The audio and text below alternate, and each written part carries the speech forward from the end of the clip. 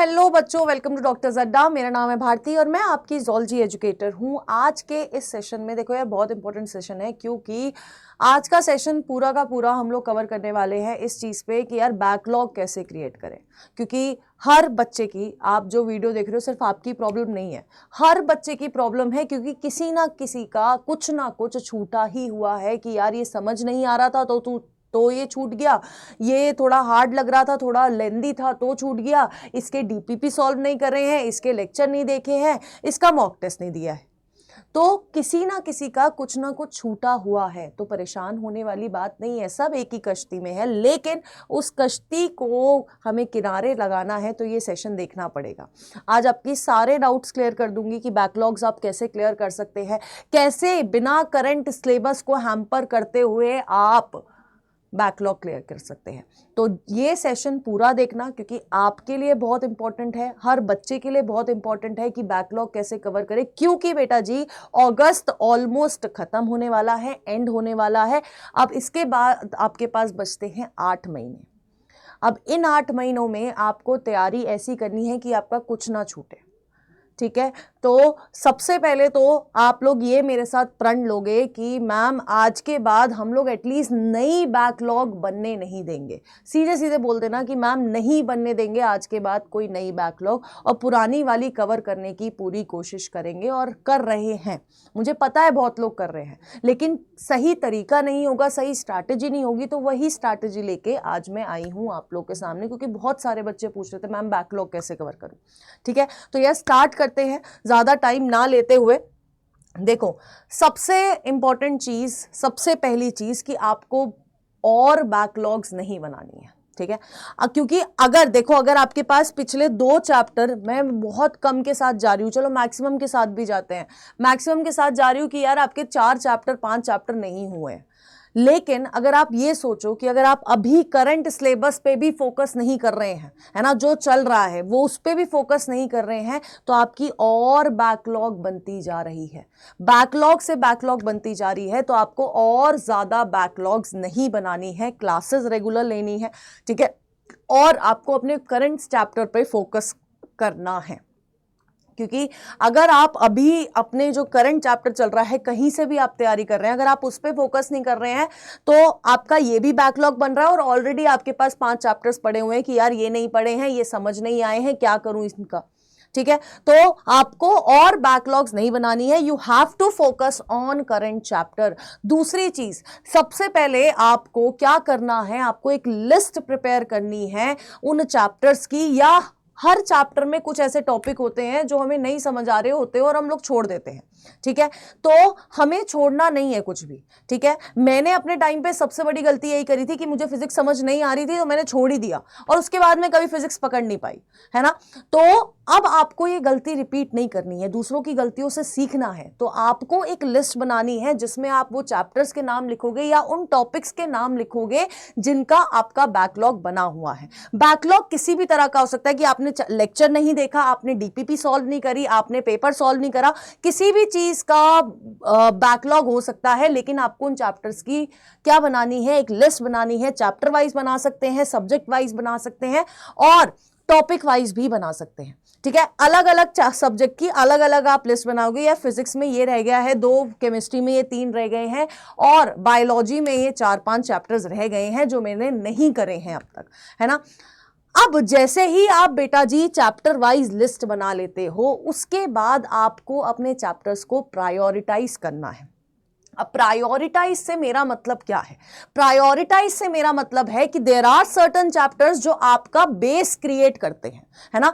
For example, जैसे कि आपका बायोलॉजी में अगर हम लोग ले तो एनिमल टिश्यू आपका जो चैप्टर है बेस क्रिएट नहीं कर रहा, लेकिन उसमें आपको सारे टिश्यूज के बारे में पता लग रहा है कि कौन सी जगह पे कौन सा टिश्यू प्रेजेंट है, पता लग रहा है। अब वही टिश्यूज आप आने वाले पूरे 6 चैप्टर जो ह्यूमन फिजियोलॉजी में है उसमें पढ़ते हो कि यार ब्रीदिंग में यहाँ ट्रैकिया में ये वाला टिश्यू तो हम ऑलरेडी पढ़ चुके हैं एनिमल टिश्यू में, तो अगर आप वहां पर एनिमल टिश्यू कवर कर लोगे बेटा जी तो आप खुद सोचो कि आपको ह्यूमन फिजियोलॉजी में आसानी हो जाएगी। तो ये क्रूशियल चैप्टर हो गया।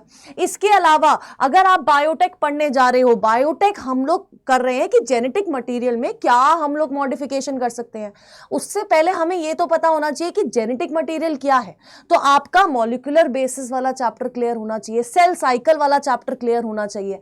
तो ये सारी चीजें, कुछ क्रूशियल चैप्टर्स ऐसे होते हैं जो आपको प्रायोरिटाइज करते हैं। फॉर एग्जाम्पल अगर मैं बात करूं फिजिक्स की, तो वहां पर बेसिक मैथमेटिक्स आपको क्लियर होना चाहिए, क्योंकि अगर बेसिक मैथमेटिक्स क्लियर नहीं है तो आगे आपको न्यूमेरिकल्स में प्रॉब्लम आएंगी, आपको न्यूमेरिकल समझने में प्रॉब्लम आएंगी। वहीं पर वेक्टर्स अगर क्लियर नहीं है तो भी आगे आपको प्रॉब्लम आएगी। तो ये फिजिक्स के कुछ क्रूशियल चैप्टर हो गए। अब आ जाते हैं केमिस्ट्री पे। केमिस्ट्री पे कुछ ऐसे चैप्टर्स होते हैं जैसे some basic concepts of chemistry वाला, जो मोल कांसेप्ट वाला चीज है।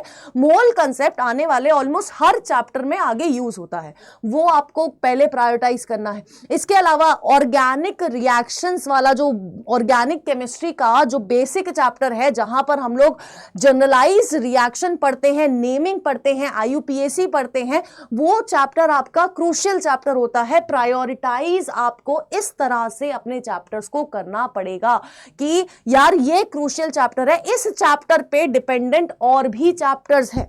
आईयूपीएसी अभी नहीं आई, आगे वाले चैप्टर में नहीं समझ आएगी। मोल कांसेप्ट नहीं आया, मोल से रिलेटेड कहीं और कोई क्वेश्चन घुमा के दे दिया तो वो नहीं समझ आएगा। आने वाले टॉपिक्स को हैम्पर नहीं कर रहे हैं, है ना। तो उन चैप्टर्स को आपको प्रायोरिटाइज करना पड़ेगा जिन चैप्टर्स पे आपके आने वाले चैप्टर्स डिपेंडेंट होते हैं। So you have to prioritise those chapter जो आपका कहीं ना कहीं एक बेस क्रिएट कर रहे हैं, एक बेस बना रहे हैं। ठीक है, तो जब आप लिस्ट बना लोगे, उस लिस्ट के बाद आपको देखना है कि अगर यार मेरा ये पर्टिकुलर बेसिक मैथमेटिक्स ही छूट रखा है तो मुझे पहले ये बेसिक मैथमेटिक्स क्लियर करना है, क्योंकि अगर मैंने बेसिक मैथमेटिक्स क्लियर नहीं करा, मुझे आने वाले चैप्टर्स में न्यूमेरिकल नहीं समझ आएंगे। और जब आने वाले चैप्टर के न्यूमेरिकल्स नहीं समझ आएंगे तो वो भी तो तुम्हारा बैकलॉग ही बन रहा है। तो आपको अपने चैप्टर्स को प्रायोरिटाइज करना पड़ेगा। जैसे ही लिस्ट बना लो, उसके बाद उस लिस्ट में आगे लिख दो कि ये प्रायोरिटी है, सबसे पहले मुझे ये वाले चैप्टर करने हैं, क्योंकि इससे मेरे आगे वाले चैप्टर्स हैम्पर हो सकते हैं अगर मैंने ये नहीं किया तो make your priority, set your priority. और जैसे ही प्रायोरिटी बन जाती है वैसे ही आपको क्या करना है, आपको सबसे पहले डेली का 1 घंटा आपको अलग रखना पड़ेगा कि इस टाइम पर मैं अपना बैकलॉग क्लियर करूंगा। अब बोलोगे मैम 1 घंटा तो बहुत कम है, हमारे इतने सारे चैप्टर्स रह गए हैं। तो बेटा जी 1 घंटा कम है तो धीरे धीरे आप उस टाइम स्पैन को बढ़ा सकते हो। आप स्टार्ट 1 घंटे से कर लो, 45 मिनट से कर लो, लेकिन आपको स्टार्ट तो करना पड़ेगा, क्योंकि अगर स्टार्ट नहीं करोगे तो आगे कैसे जाओगे।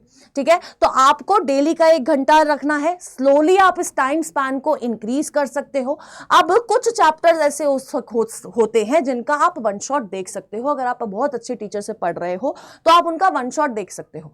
लेकिन अगर आप वन शॉट नहीं प्रेफर कर रहे हैं और आपको पूरे लेक्चर्स देखने हैं, वीडियो लेक्चर्स देखने हैं बेटा जी, तो आपको ये 1 घंटे का टाइम स्पैन धीरे धीरे बढ़ाना पड़ेगा। अब मंडे टू सैटरडे आप ये 1 घंटे वाला टाइम स्पैन रख सकते हो, 1 से 1.5 घंटा कर सकते हो, 2 घंटा कर सकते हो। लेकिन बेटा जी जैसे ही आपका छुट्टी वाला दिन आता है, संडे आता है, उस दिन आपको ये माइंड सेट के साथ उठना पड़ेगा कि आप एटलीस्ट 4 to 5 आवर्स अपने बैकलॉग को दो। उससे रिवीजन भी होगा और उससे आपका बैकलॉग भी क्रिएट होगा। ठीक है, अब जैसे ही बैकलॉग की अगर हम लोग बात करते हैं तो बायोलॉजी में सबसे इजी तरीका है कि बेटा जी अपनी एनसीईआरटी पे फोकस कर लो। किसी का वन शॉट देख लिया या लेक्चर्स देख लिया, लेकिन उसके बाद अपनी एनसीईआरटी रीड कर लो। जैसे ही एनसीईआरटी रीड करोगे, एनसीईआरटी को समझोगे, आपके ऑलरेडी टॉपिक्स क्लियर होते जाएंगे। तो you have to focus on NCERT. इसके अलावा बेटा जी आपको करने हैं क्वेश्चन सॉल्व। जैसे देखो, क्वेश्चन सॉल्व आपको करंट सेशन के भी करने हैं। क्वेश्चन सॉल्व आपको अपने बैकलॉग जैसे जैसे क्लियर करते जाओगे वैसे वैसे आपको वो बैकलॉग भी, उन बैकलॉग के चैप्टर्स या टॉपिक के भी डीपीपी क्वेश्चन सॉल्व करोगे, क्योंकि उनसे आपको समझ आ जाएगा कि यार मुझे उस मोमेंट पे जब ये चैप्टर मेरा बैकलॉग बना था उस मोमेंट में मुझे टॉपिक नहीं समझ आया था। अब क्वेश्चन से समझ आएगा कि क्वेश्चन करने के बाद कि यार अब मुझे समझ आ रहा है या नहीं आ रहा है।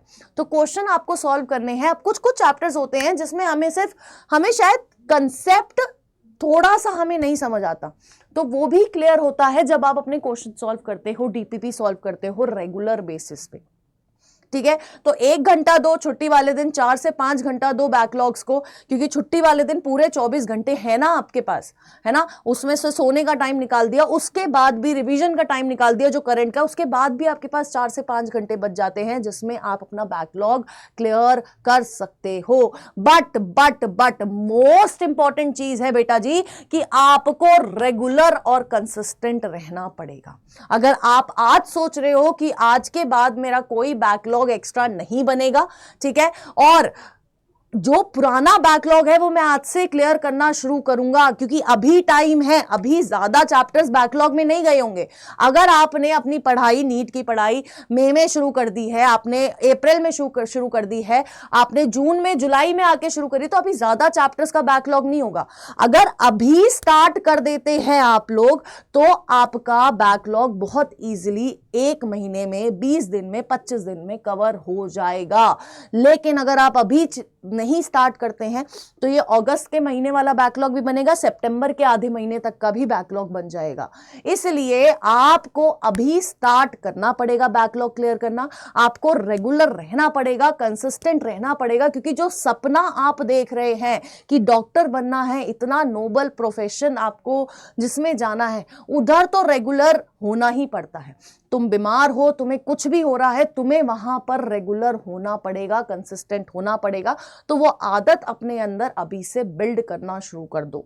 कैसे? आपके सिलेबस के साथ आदत भी बिल्ड हो रही है, सिलेबस भी पूरा हो रहा है, बैकलॉग भी पूरा हो रहा है। अब ये मैंने आपको पहले ही बता दिया है, you have to give more time to backlogs on holiday. छुट्टी वाले दिन सोना नहीं है, थोड़ा सा रेस्ट कर सकते हो, लेकिन जब तक आपका बैकलॉग है आपको लगे रहना है ना, आपको इस जोश से लगे रहना है कि यार मैं कुछ भी नहीं छोड़ सकता, क्योंकि एक बार जो चीज छूटती है वो छूटी रह जाती है। ट्रस्ट मी, एक्सपीरियंस के साथ बता रही हूं, एक बार जो चीज छूट गई, मेरी फिजिक्स छूटी थी, छूटी रह गई आज तक, ठीक है, और फिजिक्स के वजह से ही बहुत सारी चीजें मेरी क्लियर नहीं हो पाई। तो आपको अपना बैकलॉग क्लियर करना है, अभी से स्टार्ट करना है, इस तरह से स्टार्ट करना है, डेली का 1 घंटा दो बेटा जी, ठीक है। चैप्टर को प्रायोरिटाइज करो, जो जिन चैप्टर्स पे आने वाले चैप्टर डिपेंडेंट है बेटा उनको पहले करो, उसके बाद जिन चैप्टर्स पे कुछ भी और डिपेंडेंट नहीं है, फॉर एग्जाम्पल एनिमल किंगडम किसी का छूट रखा है, उस चैप्टर पे आगे कुछ भी डिपेंडेंट नहीं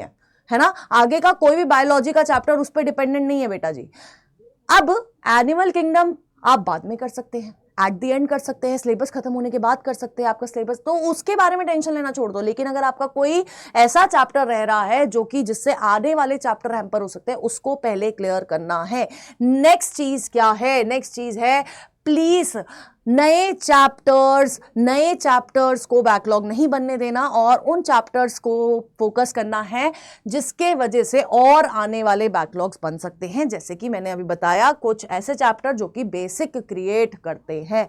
पैनिक नहीं होना है, पैनिक नहीं होना है, क्योंकि बैकलॉग आपकी बन रही है तो आपके साइड वाले की भी बन रही है, उसके साइड वाले की बन रही है, उसके पड़ोसी की बन रही है, सबकी बैकलॉग बन रही है किसी ना किसी तरह से। तो पैनिक नहीं होना है, एक ही कश्ती में है, बस उस कश्ती से बाहर निकल के आना है अपन लोगों को, ठीक है। तो पैनिक नहीं होना है बेटा जी। अब अगर आप अपनी बैकलॉग कंप्लीट करना चाहते हो, कवर करना चाहते हो, मैंने बताया क्वेश्चन प्रैक्टिस बहुत अच्छा तरीका है। तो एनबीटीएस एनसीईआरटी मैंने बोला फोकस करनी है। एनसीईआरटी बेस्ड टेस्ट सीरीज हमारे पास है, जो कि एनसीईआरटी की हर लाइन से क्वेश्चन बनाया गया है, हर तरह का क्वेश्चन बनाया गया है। असर्शन रीजन ले लो, आपको स्टेटमेंट बेस ले लो, मैच द फॉलोइंग ले लो, हर तरह का क्वेश्चन आपको इस सीरीज में मिल जाएगा, टेस्ट सीरीज में मिल जाएगा। टोटल 62 टेस्ट हैं, पिछले साल का एनबीटीएस, इस साल का एनबीटीएस और पिछले 12 साल के पीवाईक्यू, टोटल 62 टेस्ट यहां पर आपको मिल रहे हैं 40% ऑफ में। आपको कोड यूज करना है ZBBS, that is zoology by Bharati Singh. और आप जज्बा बैच में भी एनरोल कर सकते हो, ये अभी कुछ टाइम पहले ही स्टार्ट हुआ है। तो इस जज्बा बैच में आप जैसे ही एनरोल करते हो तो आपका बैकलॉग जो आप बोल रहे हो कि बन गया है मैम, वो कवर बिल्कुल हो जाएगा। ठीक है, ये भी 40% ऑफ में आपको मिल जाएगा। अड्डा 24/7 की ऐप पे आपको जाना है, नीट कैटेगरी सिलेक्ट करनी है, वहां पर आपको जज्बा बैच दिख जाएगा नीट ड्रॉपर वाली कैटेगरी के अंदर। आपको बस कोड यूज करना है ZBBS, zoology by Bharati Singh, और आपको 40% का ऑफ मिल जाने वाला है। ठीक है, तो बेटा जी प्लीज प्लीज कंसिस्टेंट रहिए, रेगुलर रहिए, और नई बैकलॉग्स नहीं बनने देना है, ये हमने प्रण लिया है। और साथ के साथ पुरानी वाली क्लियर करने के लिए जो चीजें मैंने बताई है, प्लीज लिस्ट बना के रखिए, उसको प्रायोरिटाइज करिए, हर रोज 1 घंटा दीजिए, धीरे धीरे उस टाइम स्पैन को बढ़ाइए, और छुट्टी वाले दिन पूरा फोकस बैकलॉग्स पे होना चाहिए रिवीजन के साथ साथ। ठीक है, तो आई होप ये चीज आपके दिमाग से क्लियर हुई हो। और अगर इसके अलावा भी बहुत सारे क्वेश्चन मेरे को पता है बच्चों के दिमाग में रहते हैं, तो अगर कुछ क्वेश्चन हैं तो प्लीज मेरे को बताइए कि अगली वीडियो मैम प्लीज इस पे बना दो। मैं पूरी कोशिश करूंगी कि वो वीडियो आपको मिल जाए। तो तब तक के लिए tata, bye bye and stay consistent.